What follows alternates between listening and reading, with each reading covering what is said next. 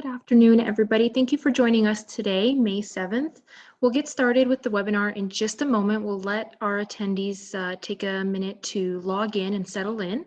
In the meantime, if you have any questions that you'd like to ask our guest speaker today, post them in the Q&A or chat. We will monitor those and take them up in the Q&A portion at the end of the webinar.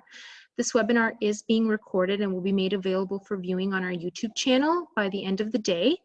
If you have any questions for the Chamber in general, or would like to send us feedback, or you'd like to see some upcoming webinars, send them to info@windsoressex-chamber.org.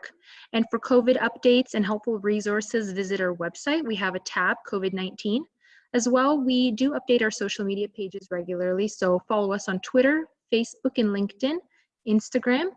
And you can view all of our previously recorded webinars on our YouTube channel, which can also be found on our website.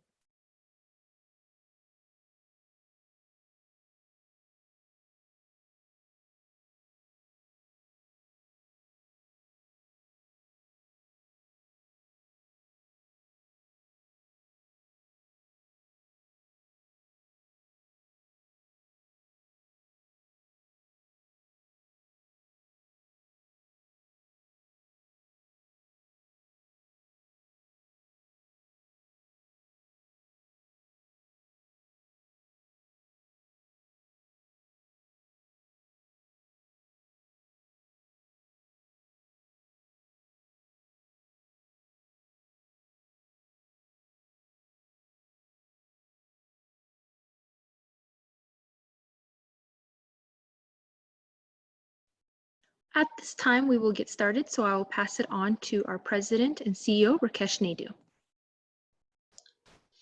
Thanks, Marina, and good afternoon, everyone, and welcome back to the webinar series. I want to start off with some good news. As you know that throughout Canada, we're seeing a decrease in the number of infections, and the curve is definitely flattening. Great news there. But close to home, even better news. Today or yesterday was the first day where we didn't have a single fatality. There was not a single person we lost. So this is a great news, though there is more number of people that have been infected. But in terms of the number of deaths, we've stayed pretty much the same as compared to the day before. So kudos to everyone that has made this happen, including people that are maintaining social distance, that are being very responsible in how they conduct themselves, but also to our frontline workers, to the healthcare workers who've done a tremendous job to keep all of us safe. And this flattening and the huge reduction we're seeing is to a great extent because of the wonderful work that our frontline workers are doing. So sincere thanks to them, and also some good news for them as well. Government of Canada, you might have heard, has announced additional $4 billion to increase or to enhance the pay of frontline workers, and they'll be working.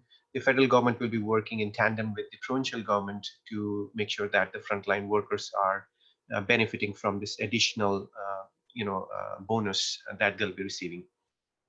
So that's the good news.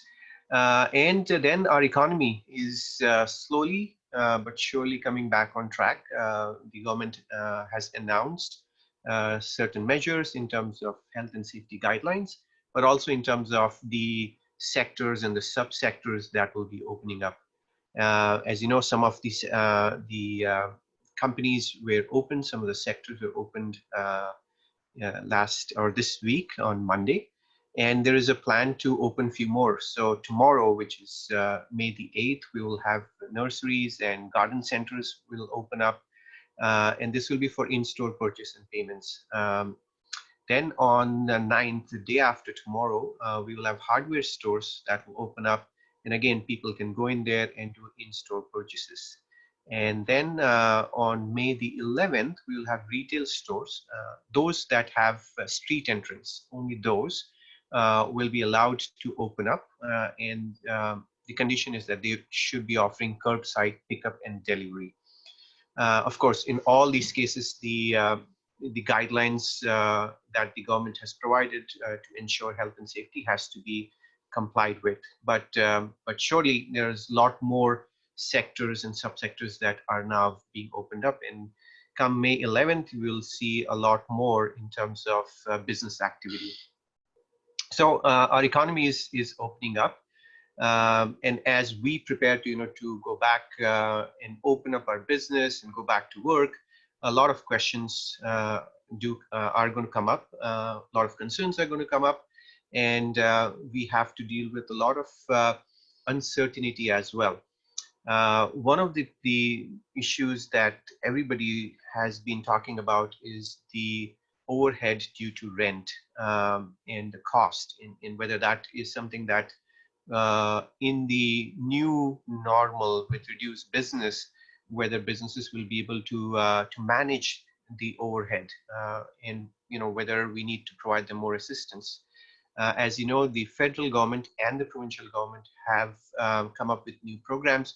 The Canada Emergency Commercial Rent Assistance Program, and there's a federal and a provincial component. So that will surely help. But there are a lot of questions related to that. This has been recently announced. We do have a lot of information that has not yet been released, which people are very interested. Whether you are a tenant or whether you are a landlord, there is information that we are all hoping to receive soon from both levels of government. But also, if you're a tenant or a landlord, there's also other things that you, especially when it comes to rent, you are concerned about, in terms of what kind of arrangements you can have between the landlords and tenants, whether it is abatements, deferrals, whether it's reduction in the rent, what kind of arrangements can be put in place, and what's the process that you have to follow if you have to have this kind of arrangements put in place. And then also, what will be some of the difficulties that you may face when you're trying to put together an arrangement of this kind, where you're trying to make some changes so as to help, the tenant, if you're a landlord, or if you're a landlord, what are some of the things that you need to be careful about when you're trying to go out there and provide help and support to your tenants. And then, of course, there are other issues related with, can we evict tenants at this time? What are some of the rules, laws around that? So there are so many questions just on the topic of rent. And that is something that will be coming up more as people now start thinking about going back and opening up their businesses and their offices. So to answer and to address some of these questions and to provide us some more information on the program that the government announced, we have a local expert, Candice Kennedy, who is an associate lawyer at Miller Canfield. She'll be with us today, and she'll be providing a lot of information which we are very sure will be very helpful to you. So in terms of a small introduction of Candice, she, as I mentioned, is an associate lawyer. She was born and raised in Windsor, and she completed her law degree from the University of Windsor. Candice spends a large amount of time assisting commercial landlords and tenants in commercial leasing matters, including negotiating and drafting leases and assignment of leases. She routinely handles real estate development matters, including rezoning, severances, and condominium development. Her practice also includes general commercial and residential real estate matters, such as purchase, sale, and financing transactions. So with that, I'm going to turn it over to Candice, who will provide us information on the topics, some of the topics that I mentioned. And as she's presenting information, if there is anything that comes to your mind in terms of question, please feel free to to put that on the Q&A or the chat box, and we'll make sure that we bring it to her attention. So with that, Candice, I'll turn it over to you. Thanks, Rakesh. I hope everybody's doing well and keeping sane as we continue to isolate. It's looking like we're going to start to be able to interact once again, and I know I'm quite excited about that personally. So today, the information that I'm going to be talking about, a lot of it is still in the works when it comes to the assistance that the government, both federal and provincial, are providing us. So some of it is going to be vague. but that's just because of the process and where we're at in it. As more information becomes available, if anybody has questions, feel free to send over an email. I think the Chamber was going to be making that available to you.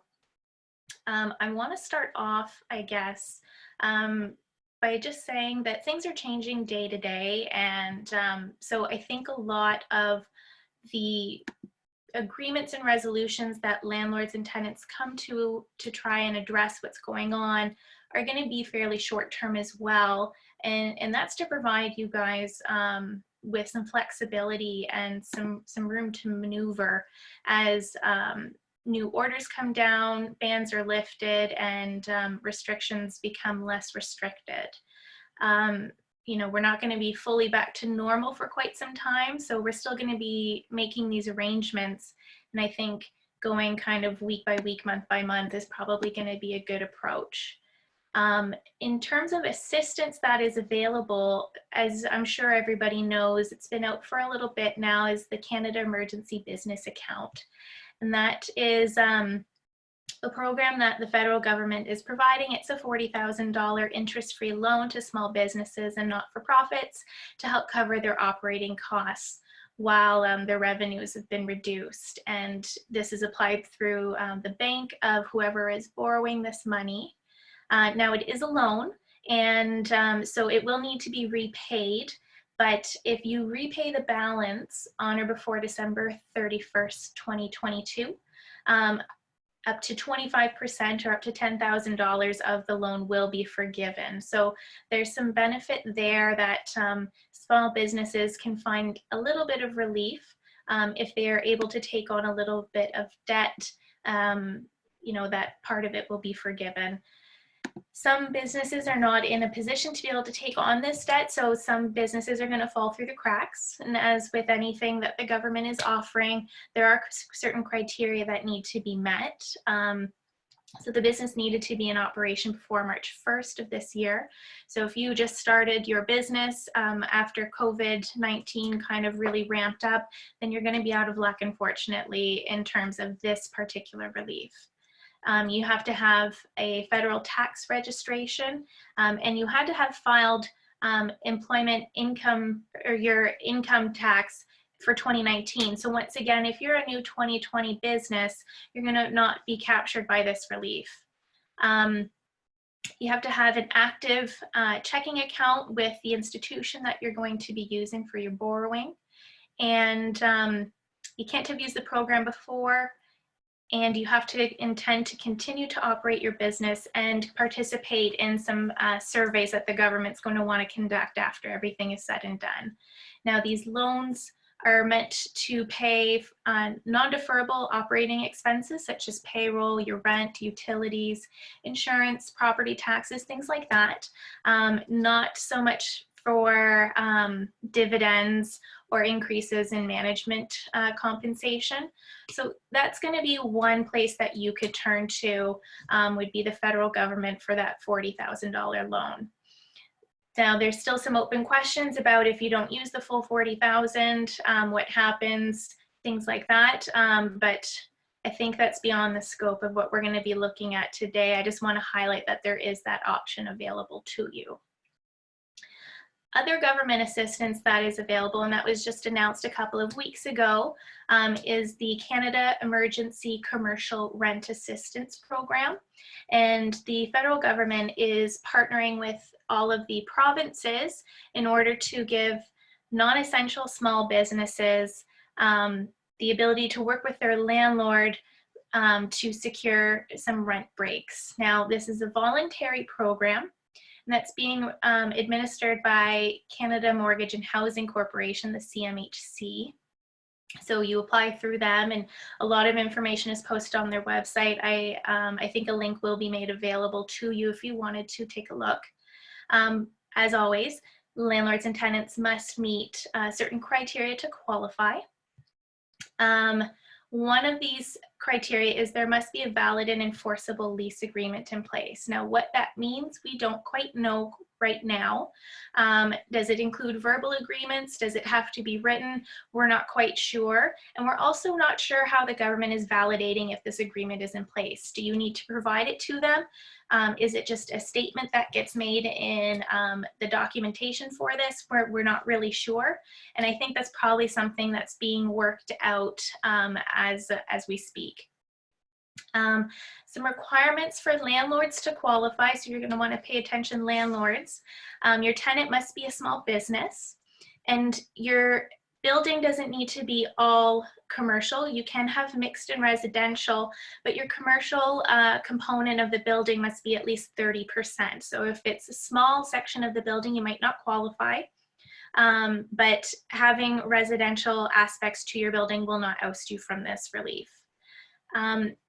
The landlord and the property owner must be the same entity, so you can't own the property and then rent it through a different company is what it looks like.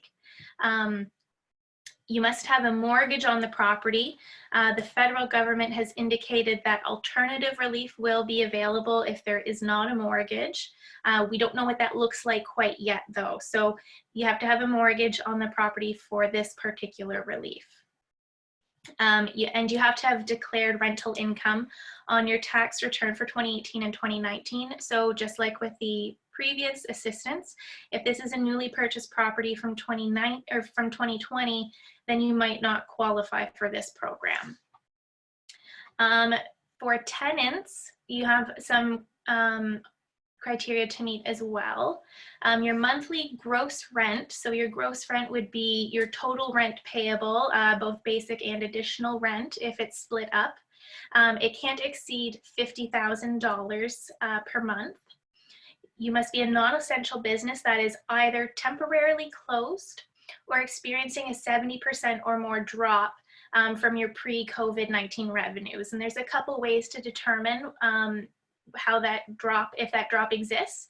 So you can compare it to April, May, and June from last year, or you can compare it to the average revenues for January, February of this year. So you will need to demonstrate either that you're temporarily closed or that you've experienced a 70% or more drop in your revenue from COVID, due to COVID. Once again, how that's going to be proven, is there documentation that's going to need to be provided? We don't quite know yet. So the relief that they are providing through this program now, if you know whether or not you qualify, it's a forgivable loan to commercial landlords. So the landlord will have to apply through CMHC for this loan. And essentially what happens is the landlord foregoes 25% of their monthly rent. The tenant pays 25%, so we've got 50% of the rent accounted for. And the balance, the remaining 50%, is covered between the federal and provincial governments in whatever division that they have agreed upon. So in order for the loan to be forgivable to the landlord, they have to agree to drop off that 25% of rent. In other words, give a 75% reduction to the tenant for April, May, and June of this year. You have to enter into a rent forgiveness agreement with the tenant. And that agreement has to include a prohibition on evictions. So what that means is another open question right now. Is it only evictions related to non-payment of rent, or can you still evict if a tenant is failing to meet their obligations under a different section of the lease? We don't know right now. And we also don't know if it applies to pre-existing failures to pay rent. So what that is going to look like, we're not quite sure at this time. And then you have to, as the landlord, agree to forego essentially profit from rent for that April, May, June period. So your rent has to be limited to actual or fixed costs of the landlord. What that means exactly, once again, we're not quite sure. They were still working out the minutiae of what that is. Is it going to mean that landlords can't charge admin fees, property management fees? We don't really know what is going to be a little too far in terms of what counts as a fixed cost or what's going to be ousted from that. So once the April, May, June period is over, the landlord is not allowed to seek payment of the reduced rent that they forewent, that 25%. So that has to be included in agreement as well. And if the landlords don't fulfill any of these obligations, then the loan likely won't be considered forgivable and they will just have to repay it. Like I mentioned, we don't know how the government intends to verify whether parties qualify or continue to qualify, because there is a chance that during April, May, and June, a tenant will qualify in that their rent is under the $50,000 cap. However, if this is a net lease or a triple net lease, there's a rent reconciliation for the year of 2020 that will happen in 2021 or late in 2020. And you might find out that you underpaid some rent. So if you find out that your average monthly rent actually now after this rent reconciliation is over $50,000, are you retroactively disqualified after the fact? And if you are, what happens then? We're not quite sure what that's going to look like. We also don't know if landlords and tenants have already entered into a rent deferral or reduction agreement, how that's going to impact your eligibility, because technically your rent might already be lowered, and will the government use that lowered rent that you've agreed to under whatever arrangement you've made as the threshold for determining things? And is the landlord now going to have to give an extra 25% off of that? I don't think that's the intention, but we don't know at this time how pre-existing deferral or reduction agreements are going to impact this. Another issue that might pop up is a business might be considered non-essential right now, but over the course of the May-June period, they might, the government in lifting some of their restrictions, it might no longer be considered non-essential. So does the fact that a tenant qualified during the first month or right at the beginning at the application time, does that mean that they automatically continue to qualify throughout the duration of April, May, June? Or is there going to be a change in eligibility based on changes in whether somebody is considered non-essential? We don't know that yet either. In terms of timing, to qualify, or qualifying property owners have to apply for the relief before August 31st. So this can be retroactive. If you haven't entered into agreement and the landlord and tenant realize, we qualify for this, we'd like to proceed this way, and we're in June, you can still apply as long as it's before August 31st and have this apply to April, May, and June rent. Now, technically, the landlord will have over-collected, and there's a couple of ways that you can treat that. The landlord and tenant would just need to come to an agreement on it. It can't be unilateral, from my understanding. So they could refund the extra rent that they collected before this program was entered into. Or the landlord could potentially apply the overpayment towards rent that's going to come up after June. So if they would just apply it as a credit to the tenant's account for future rent. Once again, I believe both parties would need to agree to that. So that is kind of the second option in terms of government relief. Both of them tend to be targeted at small businesses. I think they're noticing that those are the folks that are hit the hardest right now. A lot of our large tenants, like our Walmarts, they have a lot of bargaining power and have probably already come to some sort of arrangement with their landlords, whether that's some sort of change in rent or if they have the funds to pay it off fully. So like I said, a lot of the things that we're discussing are kind of focused on our small businesses. Now, the program I just discussed is voluntary and the landlord needs to agree to participate. So sometimes we have a tenant who might want to participate, but a landlord does not. And in those situations, there's alternate arrangements that can be made. This would also apply for anybody who does not qualify for this program. So some alternate arrangements, your starting point, and when it comes to any leasing dispute, your starting point is always look at your lease, okay? So in this case, the section that you're gonna wanna look at to see what everybody's obligations are when we have something like a pandemic that prevents you from paying rent or being in the business, it's called the force majeure clause or the unavoidable delay clause. Most leases have it, some do not. And essentially what that section does is says, if something happens that delays, prevents, hinders either the landlord or the tenant from being able to fulfill their obligation under the lease, because of something that's out of their control, and there's going to be a list of circumstances like strikes, supply interruptions, acts of God, war, things like that. So if you can't do something or you're delayed in doing something under the lease because of one of those listed items, then your obligation to do that thing is delayed until whatever is preventing you from doing it is over. So if there's a 3-week strike, then whatever obligation can't be met during that 3-week strike is delayed until the strike is over. So every force majeure clause is going to be a little bit different. It's going to change from lease to lease, and it's a matter of contract. And what I mean by that is sometimes if something's not included in a contract, you can turn to what we call the common law for some kind of backup support or alternative relief. So the courts may have come to a decision that if you are asking the landlord to make a decision, unless it's set out in the lease, it has to be reasonable. And maybe your lease doesn't specifically say that, you can turn to that common law to try and force the landlord to be reasonable.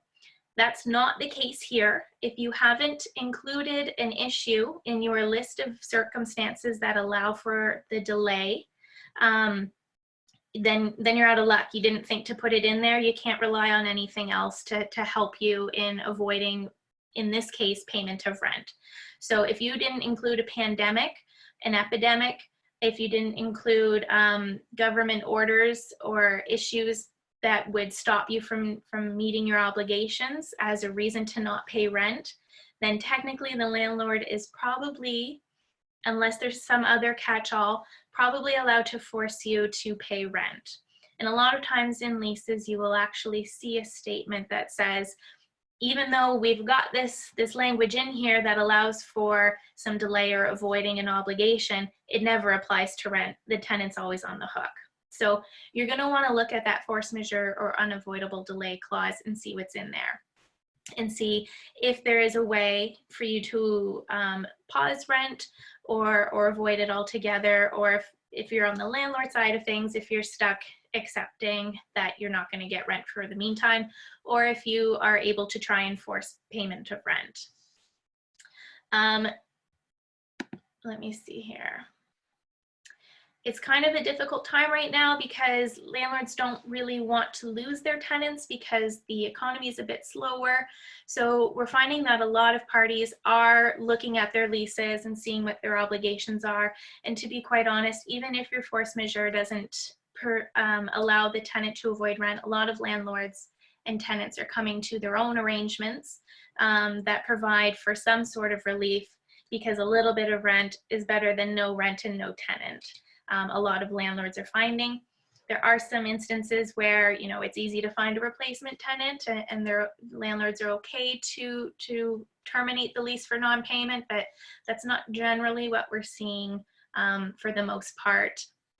Some sort of arrangement can be made, whether, you know, there's heavy negotiation or discussion. We're finding that parties are able to reach some sort of resolution. Some of the common arrangements that we are seeing are abatements, extending terms, deferring rent. So an abatement would be rent is just not payable for whatever length of time you agree upon, whereas a deferral is saying we're going to put a pause on it for right now, but you'll have to pay me in the future for that amount. Sometimes landlords are agreeing to use the deposit that they have on hand and apply that towards rent. And sometimes we're seeing a division of which rent you have to pay versus a part of rent that you can have a break on. So for example, maybe your basic rent is forgiven for the period that COVID-19 is happening, but you have to pay your additional rent so that the landlord can still pay their property taxes, the utilities, and the cleaning people who are keeping the premises clean and usable. Those are some of the things that we're seeing, and I can go into those in more detail. It's going to be, no matter what, each lease is going to have a different outcome or a different negotiation because the circumstances of each landlord and tenant are going to be so different. And it really, the business type, I think, of the tenant is going to have a big impact, because whether or not they can conduct their business right now, I think speaks to whether or not it should be an abatement or a deferral or maybe just a reduction.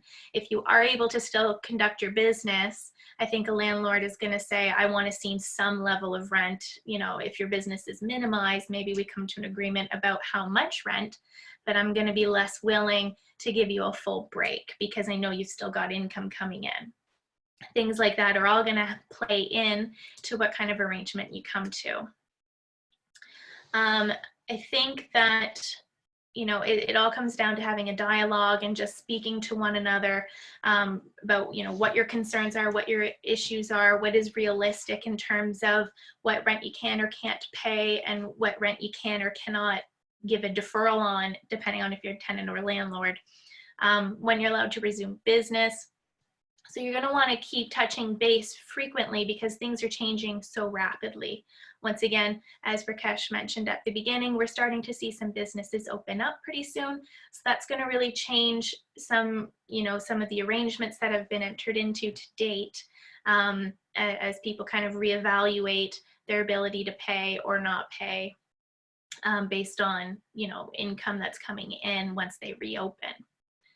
So who should really start the negotiation process? I think a unilateral decision is going to leave a sour taste in the other party's mouth. So if a tenant just sends out a notice saying, I'm not paying rent, some landlords might get their back up. But also if a landlord just comes around and unilaterally says, this is what I'm willing to give you, some tenants might not be able to make that. So I think, like I mentioned before, a conversation to give each other a realistic understanding of the situation of the other is going to be the most productive approach. In terms of evictions during the pandemic, if your tenant has not paid rent for at least 15 days, there is legislation that allows a landlord to evict them, and you don't need the court's backing to do that. However, it's always best to go through the court process, because then you know that your decision to evict or the process that you take is not going to come back to haunt you if the tenant claims relief from forfeiture or anything like that. So, while it's not required, we always recommend it. It's kind of like your little insurance policy that you have the court stamp of approval on your actions ahead of time. However, court services, just like everything else, are very limited right now. From my understanding, they're doing emergency matters, written arguments where the parties have already come to an agreement and the court is just signing off on something that's been consented to, and some important family law motions. So they're not hearing these types of things right now, so you're not going to be able to get a court order sanctioning your eviction of your tenant. And even if you did have one from beforehand, or if you somehow got one as an emergency order, if you wanted to use the sheriff to assist you in taking back the premises so that you can enter into them, sheriffs are not acting on writs of possession, and that's what you would be using. So you're not really going to have that benefit either. So landlords that are looking to evict, it's going to be only through self-help remedies, and there's a lot of things that can go wrong there. So you're definitely going to want to talk to your lawyer before you take any steps in that regard. Otherwise, I know Rakesh is going to ask me for some general advice, so I will leave the rest of my my discussion kind of to that, because I have a section related to that. So I think I'm good to open it up to any questions that people might have, and to discussion with Rakesh. Thank you, Candice. That was very informative. Thanks for sharing a lot of good information here.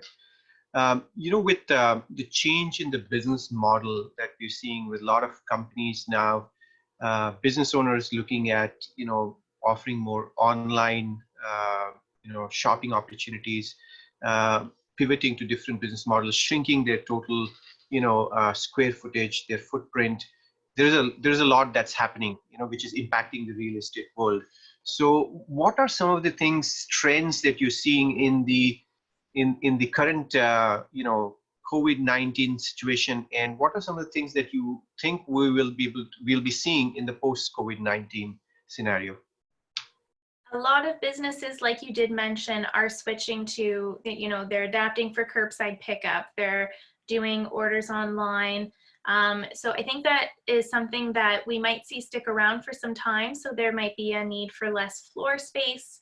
We're going to have right now, for the immediate future, I think landlords, for those folks who are able to do curbside pickup, your arrangements are going to not be so much an abatement, like I mentioned, where you don't have to pay rent. It's going to be more maybe changing the amount that you're going to pay or deferring it, because you do still have some income coming in. I do notice that a lot of our smaller tenants are the ones who are struggling the most. And so those are the folks that are really needing to make arrangements. I have a client who came to me who is just, their landlord is not giving them any sort of break or working with them in any sort of way. So they're looking to sell their business because they really don't know how they're going to pay anything else. And they can't really afford to enter into protracted negotiations through a lawyer on that leasing aspect.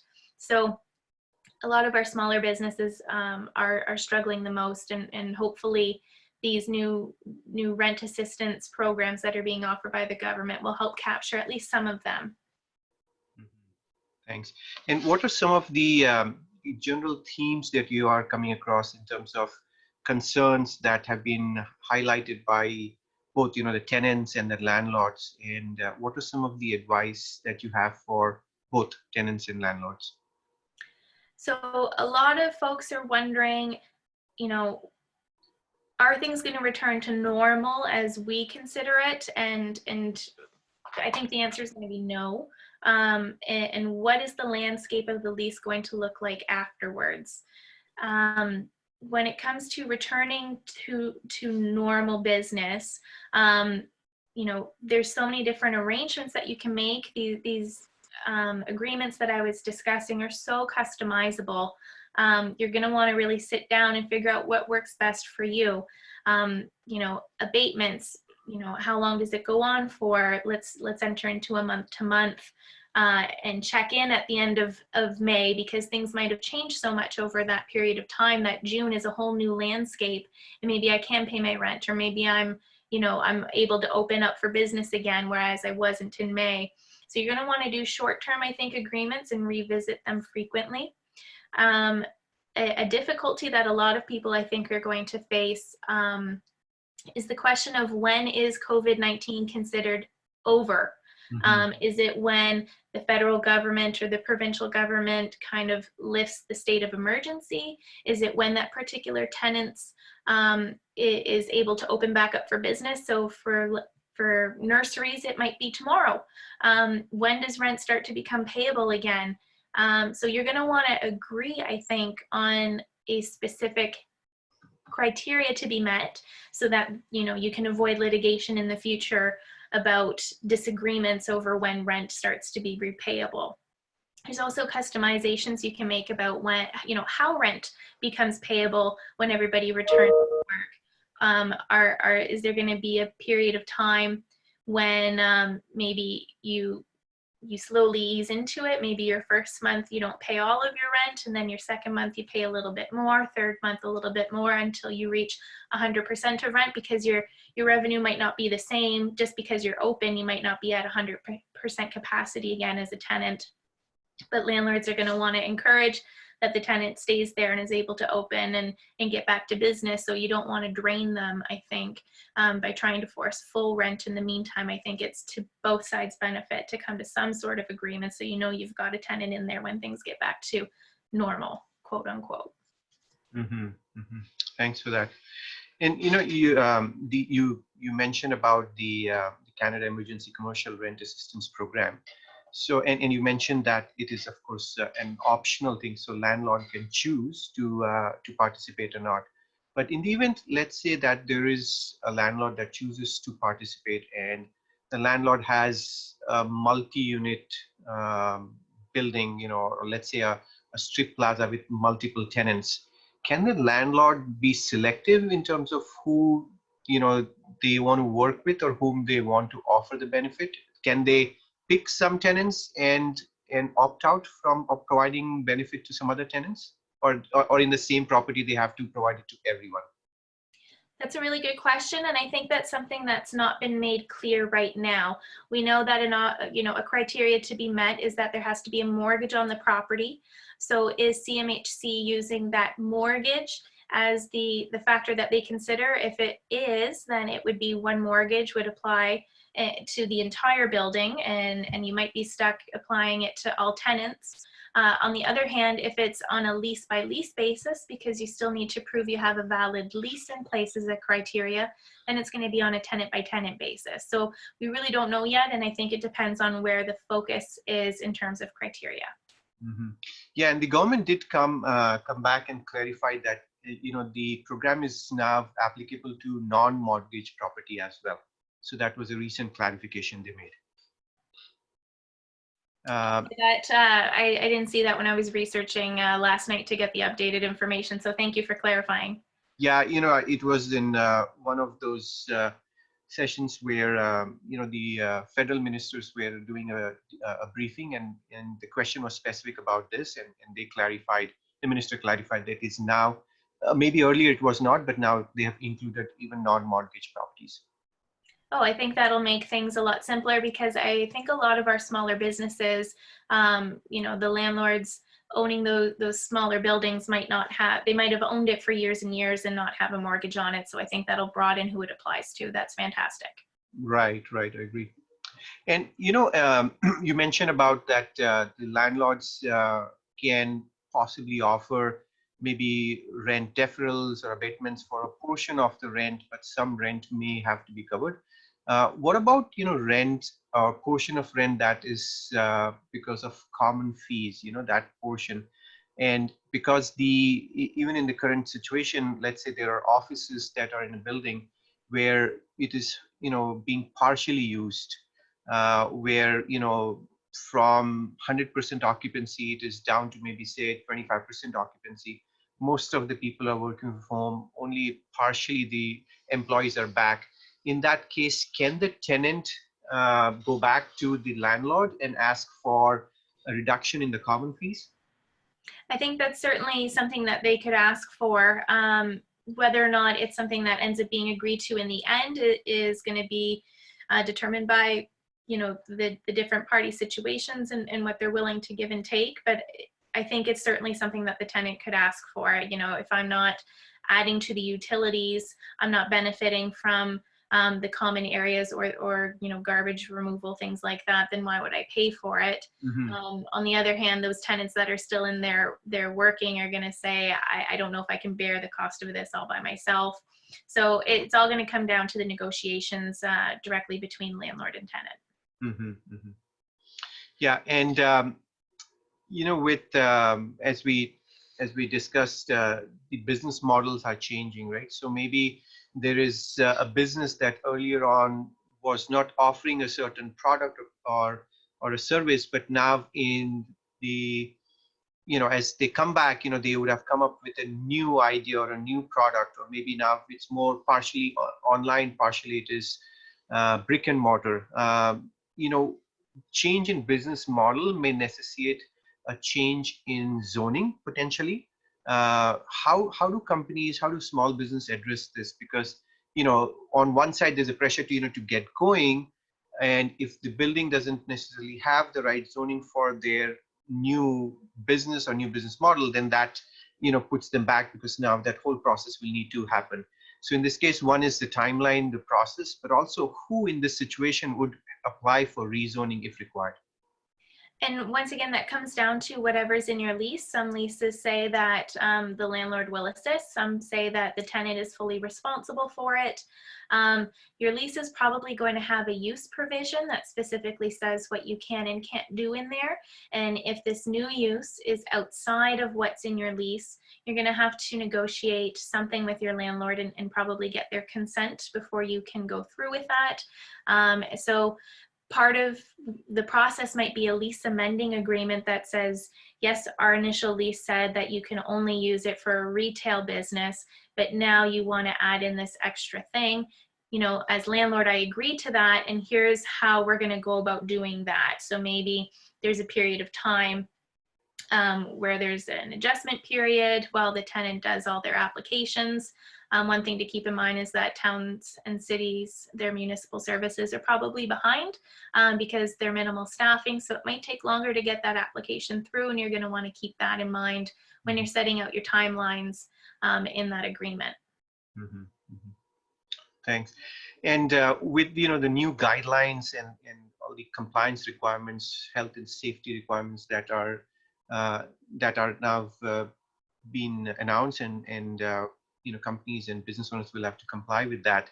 There's of course the additional cost of compliance, but also again in a multi-unit building, where does the responsibility lie?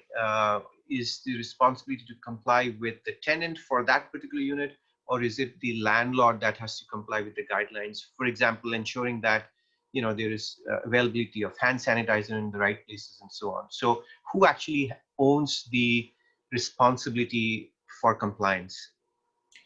I think once again, it comes down to the terms of your lease. I know I'm a broken record on this one, but certain leases are going to say that the landlord is responsible for cleaning the premises. So that might put an obligation on them to supply certain, sanitation products like hand sanitizer. I think within the premises, you're most likely going to see that the tenant's responsible for what happens inside the premises itself. And if you're in a shopping center type scenario where you've got common areas, the landlord's most likely going to be responsible for the common areas and making sure those are clean. But it comes down to the terms of your lease, who's responsible for maintaining what, and who's responsible for janitorial services, things like that. So you're going to want to check out the maintenance provisions. Mm-hmm. Mm-hmm. Good. Well, I think those are the questions that we had from the attendees, and also before the program, we collected this from our members. Going to see if there's anything else. Doesn't look like we have any more questions. So, Candice, tell me, if you had a crystal ball in your hand, what would you think the real estate industry is going to look like, 3 months from now, or maybe 6 months from now? I think it's hard to say, and I think it really depends on how the reopening process goes, if it's smooth or not.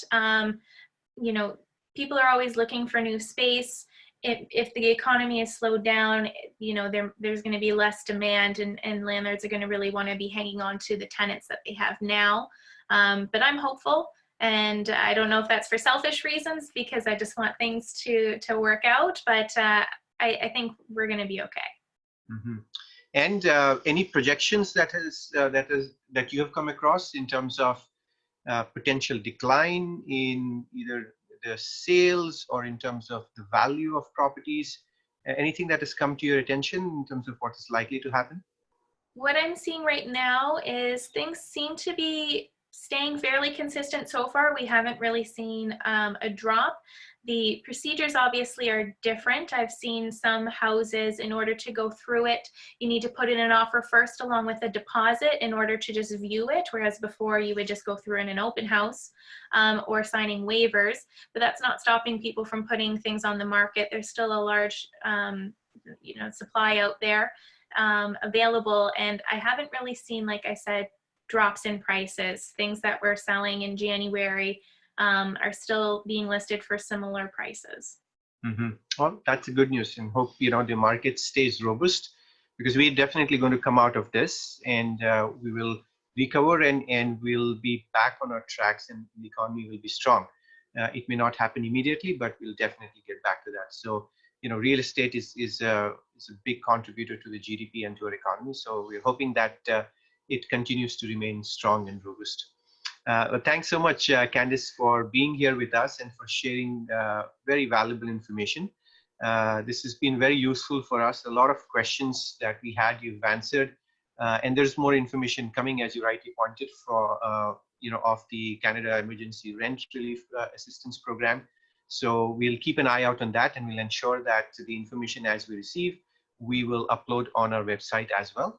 And we'll also put this presentation on our website, on YouTube channel. We'll also have it on social media platforms. So, those who have not been able to watch it fully or were not able to tap it today at this time can see it at a later time at their own convenience. Again, thanks so much for your time, and I wish you the best. I hope we get to a point where you're very busy doing all the real estate transactions, and we all are looking forward to that time. So thanks, stay safe, and for everyone that is attending the seminar, thank you for being with us, for your questions before the webinar. And if you have any further questions, feel free to send it to us. We'll make sure that we send it to Candice so that she can respond on that, and we can get it back to you. And our next webinar is on Thursday, May the 14th. You are seeing that on our screen, and that's with a company called Barter Pay. And this is a new program that we are going to be offering. This will be an affinity program, which will be of great benefit to all of us. So don't miss this. This is going to be a very interesting program on Thursday, May the 14th. And with that, again, thanks, Candice. Thanks to Miller Canfield, our Gold Circle member. We always appreciate your support and your membership in the chamber. Thanks for everything that you do. And thanks, everyone. Have a great day. You too. Have a good one. Thanks.